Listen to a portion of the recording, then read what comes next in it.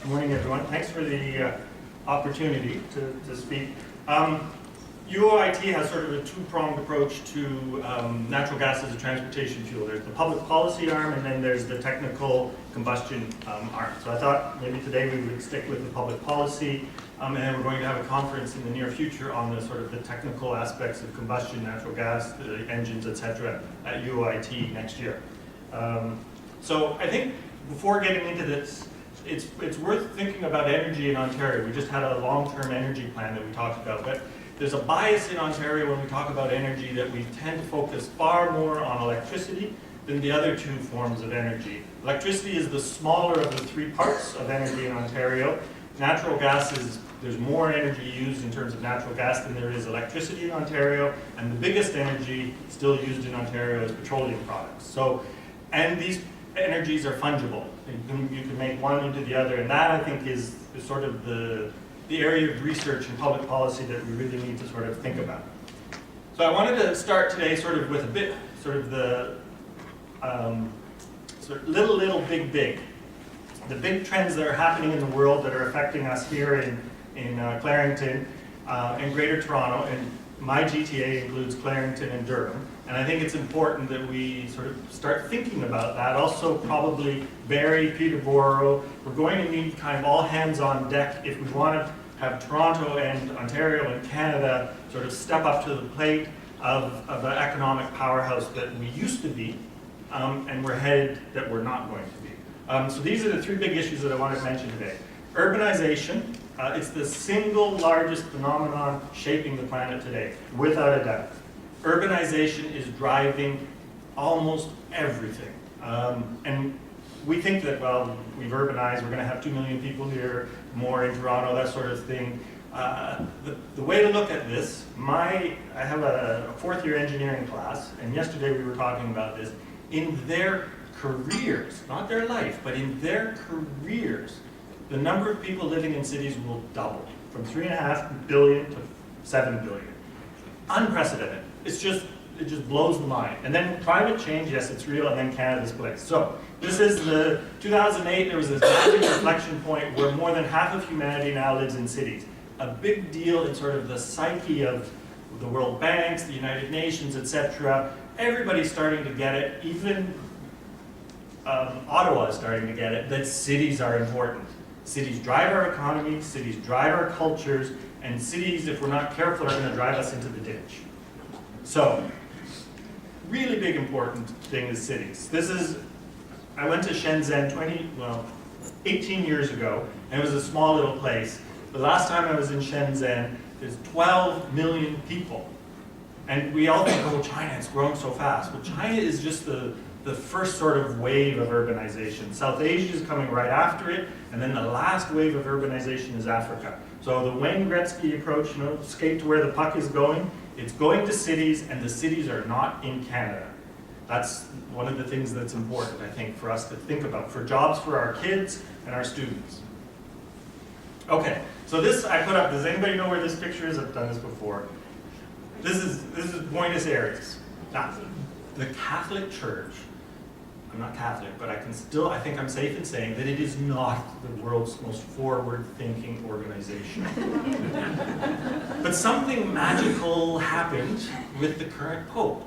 First time ever that the Pope is from an emerging country. The Pope, this is just 2 blocks from the church that the current Pope used to be at. The Catholic Church gets it. More Catholics now live in emerging cities than in Europe and North America. Big deal. The Pope wasn't picked because he's a nice guy. He is a nice guy here, but he's from an emerging, important constituency. Okay. So now the second big thing. So urbanization, trust me, it's happening and it's a big deal. This is the slide that, be afraid, be very afraid. Now there may be some skeptics still on climate change, but then I would argue you've never read a scientific journal. It's just, we have to move beyond this discussion. It's happening, it's here, we're part of it, and this is the slide that just worries everybody in the climate business and city business.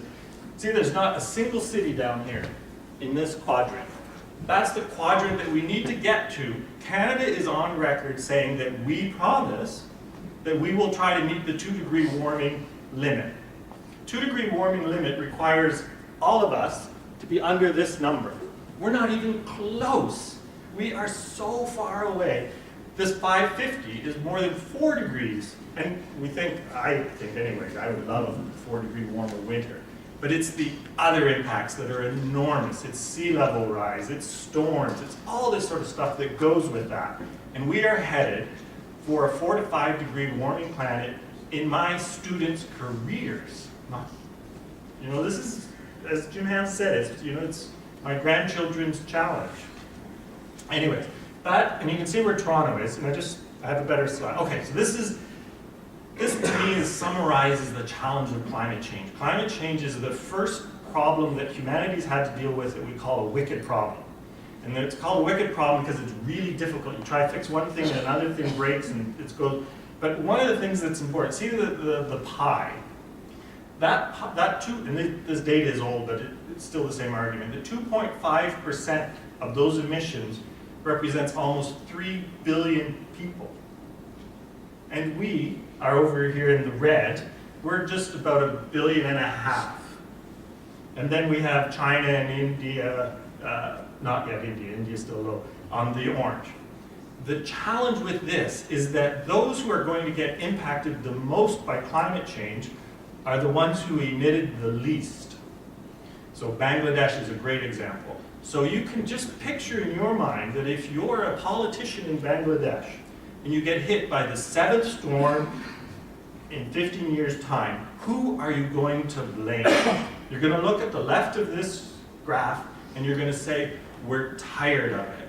And you're going to have a hard time controlling the hothead little, and this is how you foment terrorism. This is how you foment the real challenges that the planet has to face. So I want to move on quickly because I want to talk about natural gas. Trust me, okay, so there's inequity in the world, but this is also, and I apologize to Whitby, but it was just because this is where we have the best data from. And it's probably even more stark for Clarington, but we don't have the data. The best neighborhood greenhouse gas emissions in the world, the best data is for the city of Toronto, the Greater Toronto Area. Researcher Chris Kennedy at University of Toronto. Roughly the same income. You have East York over there and you have Whitby. Residential greenhouse gas emissions of somebody living in East York are about 1.3 tons per person per year. Same kind of affluence, but living in Whitby, it's 13 tons. And it's not a mystery that it's 10 times more that you generate greenhouse gas emissions in Whitby. It's common sense, really. Okay, so this is some of the best data we have. This is per capita greenhouse gas emissions for cities, big cities in the world. And you can see Toronto there is the 5th from the bottom. The thing that's to me is a bit worrisome is Chinese cities have already surpassed many of us, or many North American cities. You see how big Denver is, for example. But look at Toronto. See the part there, the purple part, the third from the right, is the largest piece of the pie. So if you're concerned about greenhouse gas emissions, probably the best place to start is to say, well, where are the majority of our greenhouse gas emissions coming from? Ontario is incredibly fortunate to have nuclear and hydropower. We have no coal-fired electricity, so we have among the lowest greenhouse gas emission generation of pretty well any big city in North America. Montreal has us beat. And we could do much better if we focused on ground transportation. And there's the link, I hope. Natural gas. I'm getting there. Okay, so Toronto, the fruit's not that low hanging, but it's an accessible fruit. Ground transportation. Okay, so bottom line, climate change, we succeed or we fail in cities. And cities are all about density. People come to cities because they want to go to Starbucks, or they want to go to a library, or they want to, last night I went to the Eagles concert. That only happens in cities. Cities are this magical thing that humanity's created. But one of the drawbacks of cities is this demons of density. And if you have to drive from Clarington to Toronto every day, you will have experienced a demon of density up there with the most aggressive. Cities need to figure out how to transport people, how to figure out water, how to react to storms and these sorts of things. Okay, so this is the one. Good city managers really have a three-trick pony. The three tricks are density, it's not a four-letter word, public policy matters, and data. Good information are probably the three arrows in a quiver of a good city manager. This is, you can't really see this, but it's too well, but this is proof that density makes a difference. And that cities that are more dense, a la Hong Kong, down here on the bottom, generate far less greenhouse gas emissions. They also generate less solid waste. They have less unaccounted for water. It's just the nature of the beast. If you have and I'll show you okay, so here's Tokyo's density, same scale horizontally. Vertically, this just has the density. You can see I've double checked. Here's Clarington and Bowman. So a little bump there. And we like to think that Toronto's so dense, but it's not. But Toronto the GTA is, again, the single most important thing that Canada has as an entree into the world and as our single most important part of our economy. It's not our resources, it's our big city. Okay, so this is just same sort of thing, but every urban planner uses this slide. So probably many of you have seen this before. This is Atlanta and Barcelona. I've been to both cities, and if I had to choose, I would rather live in Barcelona. But you can see that that's roughly the same number of people, 2.8 million in Barcelona and 2.5, and that's the built-up area of Atlanta. Atlanta's greenhouse gas emissions are 26 tons per capita. Barcelona's are 4. Barcelona is the city that every sort of global urban planner is pointing to and saying, thank God, there's one city that's close. It gives us hope that you can design cities with good transportation to get us to these levels that we need to get to. Okay, so Canada's role. Today, the city of Toronto is about the GTA, so my Toronto again includes Durham, is about the 50th largest city in the world. We're going to probably get about 3.5 to 4 million more people by the end of the century, and we will still, despite that increase of people, we will still likely not be in the top 100 anymore. So Canada's voice globally, countries speak through their cities. Canada's voice is going to be halved from what it is today by the end of this whole urbanization wave in terms of our clout globally, because we're just getting that much smaller economically, population relative to everybody else who's getting big. We're seeing China, but India is right behind it, and then Africa. And I think that makes us have to start to think, well, how do we get a little, what do we do that makes sense here that we know can be exported there? Because that's where the puck is going. So this is just I wrote an article for Corporate Nights, and we could only fit 25 cities. If this was for 100, it would be even better. But one of the things that I think you need to see here is how the wave of everything is shifting to Africa. African cities will be what determines sort of your grandchildren's global sustainability to a large extent. And you can see New York, it's still by far the largest city in the US, but it's gone from the 6th largest city to 22nd. Los Angeles down to the 40th largest city from 13. So all these cities are shifting in terms of their relative size. Okay, back to this little big problems. You all know these: electricity, vulnerable systems, internet vulnerability, increasingly security of internet. We don't like who's reading our emails. I can't imagine you'd want to read mine. Water supply, food, big challenges. Coastal cities are facing a huge problem too. New York has in place already a strategic retreat. because they know that they can't handle more than 40 centimeters of sea level rise, and that's probably what's on the horizon for them. So, big problems. Little problems, not that little, but it's, people are getting more agitated. It's sort of like that frog in the boiling pot of water analogy, right? People the world over know that, you know, here, I'll give you a great example. In Europe hit peak energy in 2008. Europe's maximum amount of energy that they used was in 2008. And all of their companies, Suez, etc., are used to growing energy. And now things are starting to shrink. And they're saying, And so they have to lay people off. And it's all of these challenges. And you get all of this, you know, we find, who can we blame? Well, it's got to be because of this racial group, or it's got to be because of the liberals, or the conservatives, or it's those people in Ottawa. These sort of unrest is starting to happen. And the other thing that's a game changer is, we all know about the police shooting in Toronto. That would not have happened the way the police was charged if it wasn't for the whole movement of cell phones and cameras, and I'm very, very careful that I don't say anything now because it's a chance that it'll be tweeted later. It makes a difference. Police, everybody's thinking about this. Okay, now on to the little issues over here about. Local little issues, okay. These are sort of the ones that I came up with for today. And really, the GTA, I think what we need to figure out when we're looking at energy, whether it's in Clarington or wherever, is how do we make the sum of the whole greater than the sum of the parts? And that's the biggest challenge I think Ontario faces.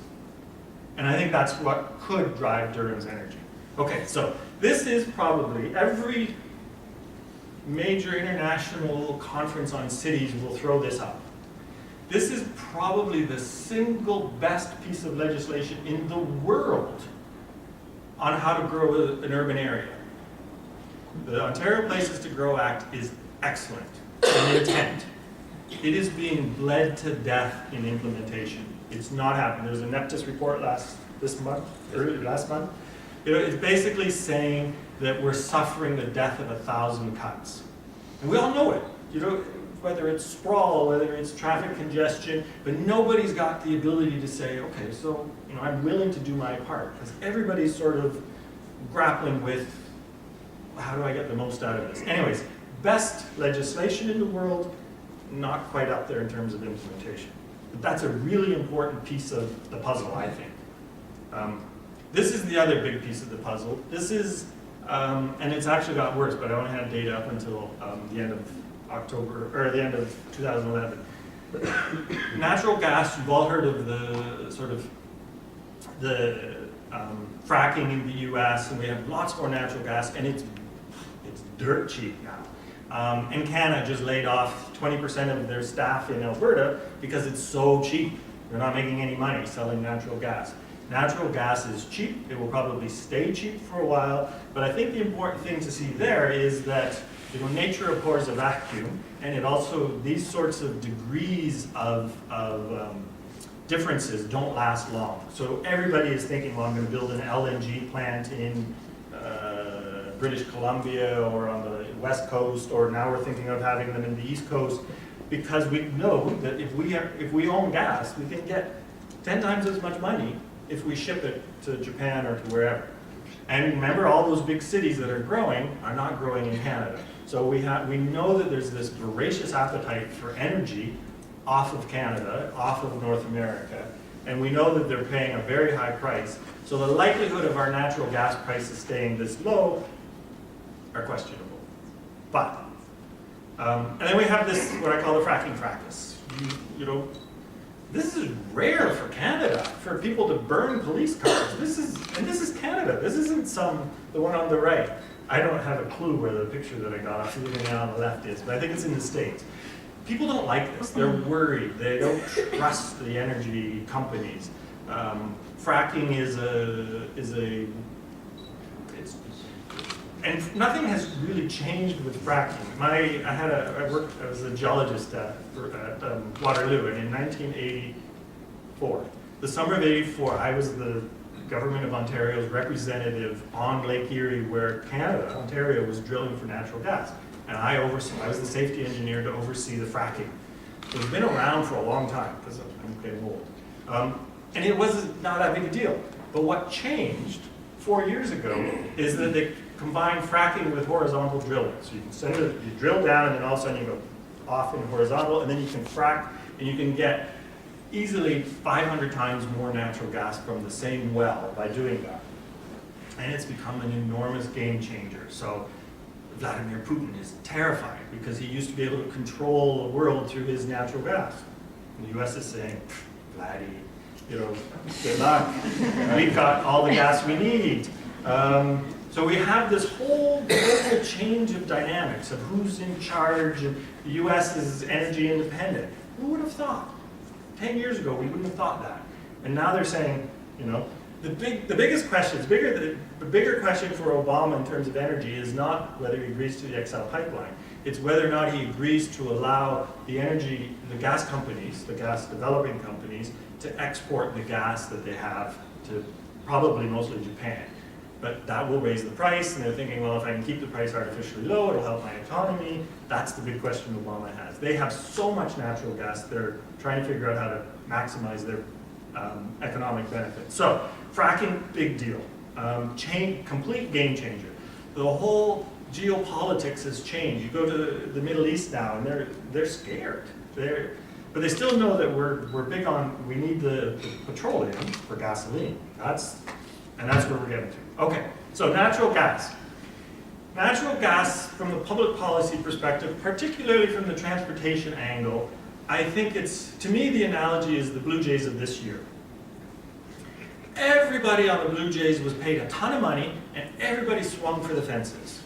Everybody wanted to get a home run to justify their salary, and they sucked. Because nobody was saying, I'm willing to just advance the runner, one thing at a time. I'm willing to take a small bite to move towards the objective. And that, to me, is what natural gas as a transportation fuel is. It's not going to solve the world.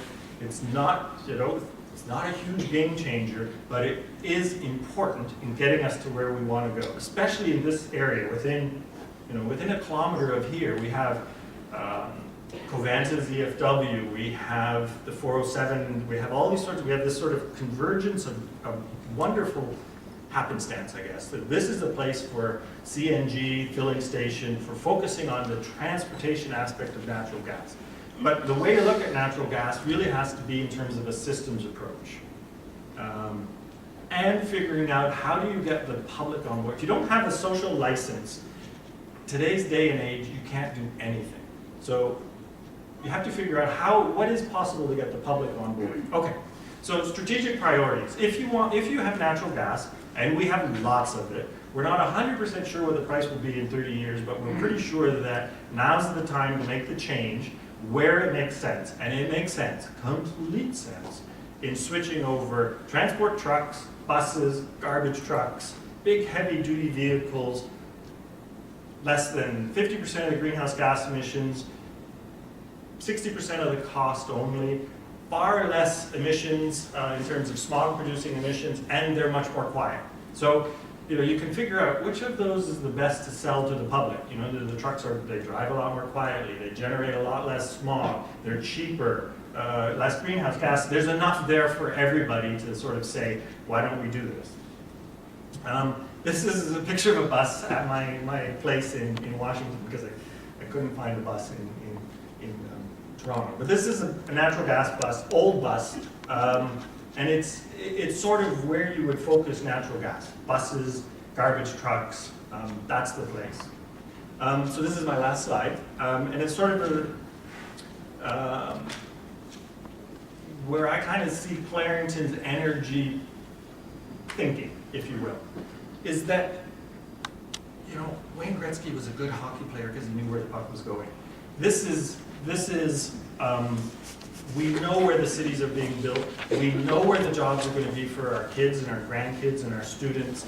Cities are important, and we can do things here that are readily exportable to these fast-growing cities. Natural gas, the UOIT, we put in this proposal, we're looking at it. Why doesn't the don't we have a bus rapid transit system all along the 401, the 407, simple buses, and then you have electric vehicles, because we have base load electricity at night, and then you have sort of a line and spoke system, but you do something quick. You don't worry about a $4 billion subway that's going to take 20 years. You put in a bus rapid transit on natural gas that you can do in 2 years. It's not perfect, but it's better. And then the last point that I have really is that I think there's no one system that's going to get us there. It's really how well we work together, how well natural gas fits with energy from waste, how well nuclear fits with hydro, how we can emphasize conservation, these sorts of things. It's kind of growing the pie together and not getting too obsessed fighting over my piece of the pie, but figuring out how to grow it. And I think, you know, Clarington has this wonderful opportunity where there's lots of really important ingredients that are available. So good luck. Thank you.